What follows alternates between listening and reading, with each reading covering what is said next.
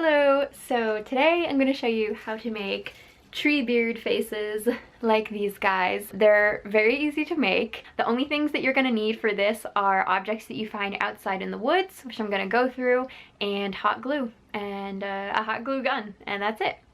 Okay, so the first thing you're going to need to find is a piece of flat bark, and don't pick one that's like an aesthetic that you really love, because this is going to be covered in other pieces. Make sure it's not too crumbly or too wet. If it's just rain, just wait a day or two and it'll dry out inside. It doesn't need to be too big, but you certainly can start with a big area. But keep in mind you're going to be building off of this, so it doesn't need to be too wide, because we're going to take another piece of bark and put a cheek there and a cheek there and kind of build outwards. So if it's a little skinny, that'll work just fine. So as you're gathering different bits of bark, these are gonna be the building blocks of your face. So if you look at a face, you can see that my eyebrows, my cheekbones, the bottom of my chin stick out farther, and then there's different areas that are more sunken in. So as we're building the face, we're going to need to build it up. So brow bone, cheeks, bottom part of the chin are all going to need to be stacked on top of your piece of bark that you're starting with. Finding a branch to be a good nose can be one of the most challenging parts,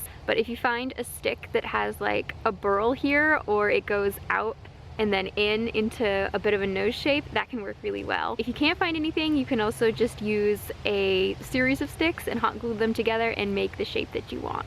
Okay, so right now I am at the base of a tree, and this is a very good place to look for materials to make the eyes and the nostrils of your tree face.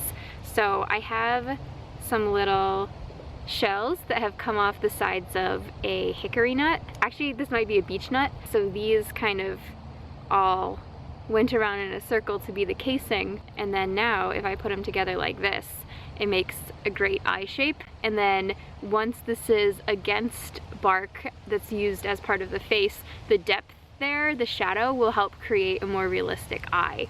And then the other thing is the nostrils. So if there's a whole nut of pretty much any kind, you can use an acorn, a beech nut, a hickory nut, or a half one, like this one has fallen apart on the other side, that's fine. And you can put them on either side of a nose, and they make for great nostrils.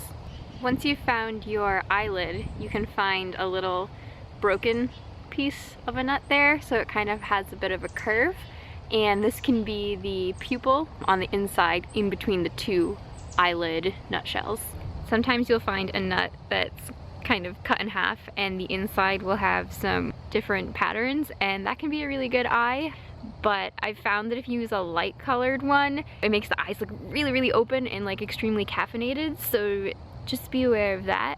If you look around the base of an old tree or stump, you're gonna find a lot of little pointy wood chip bits, and these, just gather a whole bunch of them or gather a piece of old wood you can break into your own little wood chips, and with the points like this at the bottom, these become a really great texture and size to make a bunch of little pieces for the beard or the mustache. So the last thing to find is just little bits from the woods that you really like and you want to add on to your piece to do character. This can be like hair at the top, and then you can stick little leaves on it. You can find some moss or lichen or acorn caps or whatever you want to add to your piece that is completely different from making the structure. So this is going to make it individual and unique and give your piece something different. Okay, to recap what you're looking for in the woods, you need to get your base piece, lots of bark scraps, tree nuts, nutshells, and nose branch wood chips, and whatever funky pieces you find. Here we have some tree guys. I figured I would walk you through how I made a couple different ones and just show you some general techniques, because everyone is going to be different depending on what you find. And like, this one's eyes are a little wonky.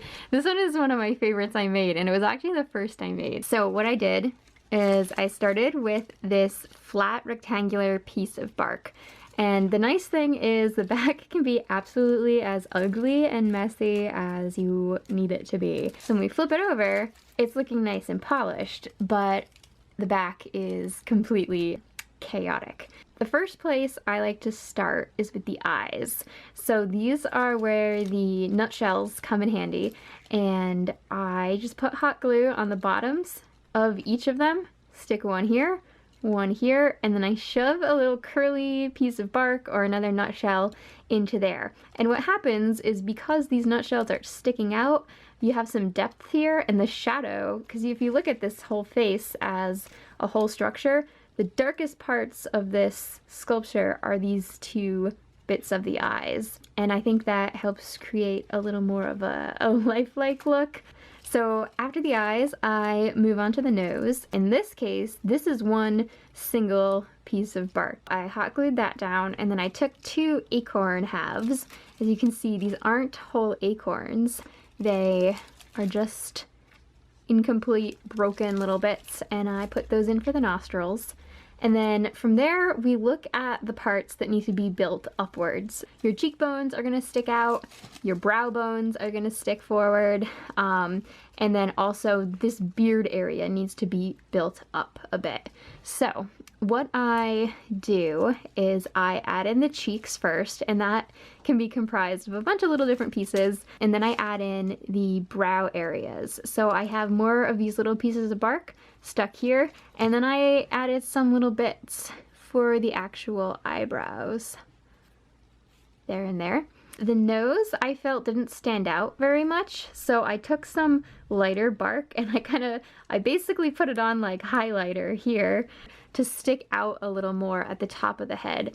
I actually glued some bark on the back side, and then we have that became this area. For the beard, this is a whole bunch of wood chips that I just broke apart from an old log, and I started by gluing them down on the front, each as an individual piece, and then I actually went to the back and started gluing them this way, so that could kind of create more of like a hair look, as in all these little pieces coming together to form a whole beard.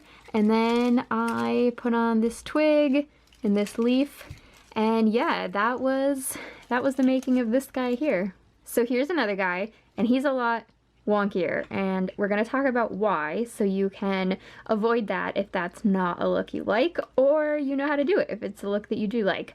So if we look at his eyes, you can kind of see they are very different from each other, and that kind of contributes to this look of him being a little bit funky. So this nutshell is wider and goes down forward, so it almost looks like he has one droopy eye. And I think if this eye looked like the other eye, he would look a little more complete and intentional, whereas this one is wide open. So that's something that you can pay attention to. And now this nostril under here, I ended up, you know, giving this a bit of a mustache and a bit of a wonky cheekbone here, and the nostril ended up partially covered. And I think that's another reason why he's looking a little weird, is because his nose sinks down a lot farther than his cheekbones and like mustache area here. But his nose is quite an interesting shape. It's one of those branches that I mentioned where it goes forward and then down, and I just kind of hot glued at that point, a bit under there, and at that point. I also gave him hair in the same method here. So once you have all of your materials, what I like to do is lay them all out, group them by type or by color, and then I take my rectangular-ish piece of bark and start laying everything out on it. That'll kind of be like a sketch, and then if I like what I have put together, I will start hot gluing things in order. And if you find that you really enjoy this process and it's something you want to keep doing, you can start kind of building up an inventory of different parts to make for later tree faces. Like for example, this part, this bottom here, I know I want to make a really cool mossy beard with sometime. You can find different methods to make these different facial structures all the time. So I've been making beards out of, you know, different wood chip pieces, but you can also make them with one single piece if you find something that you think is going to work really well. One tip is you can also use other kinds of glue to do this, but if you want to make the process go quickly, I would recommend using that other type of glue and a little bit of hot glue, because the hot glue will dry very quickly and hold your pieces of wood and bark together right away. But if you add another kind of glue, like wood glue or super glue, that might actually hold up a little bit longer overall.